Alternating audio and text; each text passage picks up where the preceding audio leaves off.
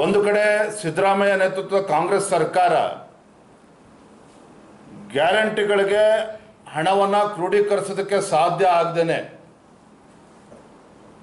ಇವತ್ತು ಇದನ್ನೇ ನೆಪ ಹೊಡ್ಕೊಂಡು ತೆರಿಗೆ ಇಲಾಖೆಗಳಿಂದ ನೋಟಿಸ್ ಕೊಟ್ಟು ಬೀದಿ ವ್ಯಾಪಾರಿಗಳನ್ನು ಹೆದರಿಸ್ತಕ್ಕಂಥ ಕೆಲಸವೂ ಕೂಡ ರಾಜ್ಯ ಸರ್ಕಾರದಿಂದ ಆಗ್ತಾ ಇದೆ. GST ಕೇಂದ್ರಕ್ಕೆ ಹೋಗ್ತದೆ ಅನ್ನೋದು ಎಷ್ಟು ಸತ್ಯನೋ ದೇಶದ ಯಾವುದೇ ರಾಜ್ಯದಲ್ಲಿ ಈ ರೀತಿ ಬೆಳವಣಿಗೆ ಆಗಿಲ್ಲ.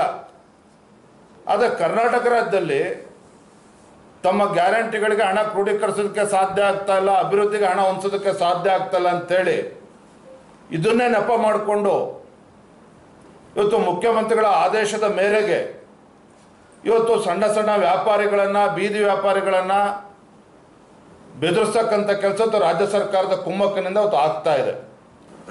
ಒಂದು ಕಡೆ ಸಿದ್ದರಾಮಯ್ಯ ನೇತೃತ್ವದ ಕಾಂಗ್ರೆಸ್ ಸರ್ಕಾರ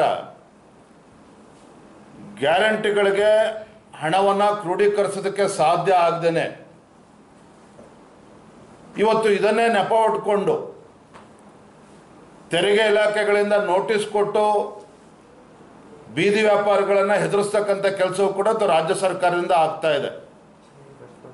GST ಕೇಂದ್ರಕ್ಕೆ ಹೋಗ್ತದೆ ಅನ್ನೋದು ಎಷ್ಟು ಸತ್ಯನೋ ದೇಶದ ಯಾವುದೇ ರಾಜ್ಯದಲ್ಲಿ ಈ ರೀತಿ ಬೆಳವಣಿಗೆ ಆಗಿಲ್ಲ.